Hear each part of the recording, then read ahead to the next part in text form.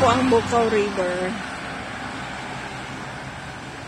Bali pang bagong tulay na ito. Ayan ang bundok.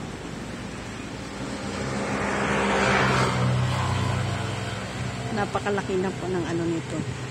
Ito ang Butolan, Zambales. Ito ang dinadaanan ng tubig. Pag malakas, pag tag-ulan, malakas po ang tubig dito. Nanggagaling sa bundok, nanggagaling sa Mount Pinatubo. Pero sa ngayon, kinukuhanan nila ng buhangin or lahar. Ayan po. Kinukuha nila yan. Kasi nanggagaling po yan sa bundok.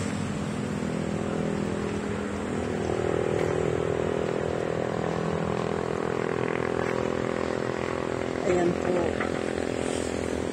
Makapal din ito. Pag tag-ulan ito, talagang lahat ito wala kang makitang buhangin. Puro tubig. Puro tubig po ito. Tapos ang lakas ng agos. Nanggagaling sa doon. Ayun ang Mount Pinatubo. Ang Mount Pinatubo is 220 kilometers at ang pagkakaalam ko.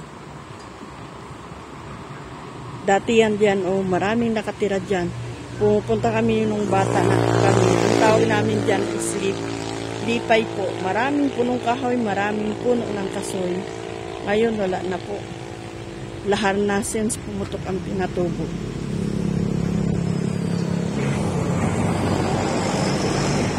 Ito na po.